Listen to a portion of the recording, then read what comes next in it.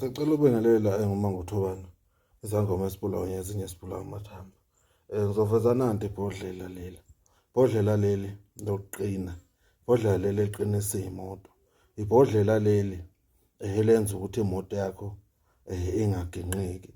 Iy'moto seziyagitsheza isilwane lesikhathi samanje. Manje thola nanti ibhodlela. Imoto manje usuyathathwa umlobo wayo, amasondo wayo. Ibhodlela leli lokuqinisa imoto. Sengiba nananti cishe elifane leli security lomuntu. Security leli eliqinisa umuntu. Makhona umuntu okugadlayo, makhona umuntu okuthumela ngani ngezilwane, makhona umuntu othatha inhlabathi la ugqobe khona eze kufaka izilwane noma ekufake iy'tshopi. Makhona umuntu othatha insila yakho noma umuntu othi eyangiboleka isikibha sakho kanti uyosebenza. Thola nanti ibhodlela ozokwazi ukuvikeleka ngalo noma mawulala uyakwazi ukulifaka ngaphansi kwesiqamelo ulale nayo. Uyakwazi ukuthi ulifake kuphi emabeleni, laba afaka emabeleni, abanye bayafaka kuphi ey'khwameni zabo.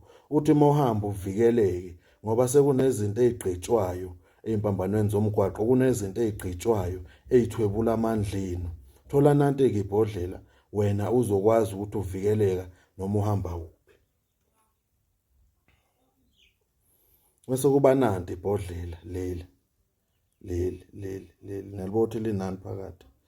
Ibhodlela leli nale lokuqina. Leli lokuqina kuphi ey'theni. Uma unezitha noma uma usebenza ngabantu lapho usebenza khona unesitha njengalabantu laba uzothola ukuthi wena userenke unezitha, yabo. Kukhona abantu noma abafuna ukudubula, noma kukhona abantu abafuna ukugwaza, noma kukhona abantu abafuna ukuxoshisa. Thola nanti-ke ibhodlela leli-ke linamandla. Ibhodlela leli elinamandla kakhulu kuphi ey'theni. Ibhodlela leli elinamandla kakhulu makunabantu abakulandelayo, makunabantu abafuna ukubulala noma kunabantu abafuna ukuthi bekususe esikhundleni kungene bona.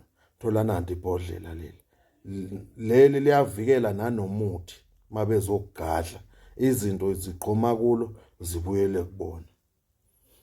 Mase kuthi-ke lamabhodlela la uma wafuna uyangifonela, uyangithinta mase uyawathola. Kunomuntu okethi mkhulu ngifuna ibhodlela, nginemali engaka ngimfakele. Ethi imali ngizoyifaka ngesikhathi esithize. Le nto izothi mayisifikile kuwe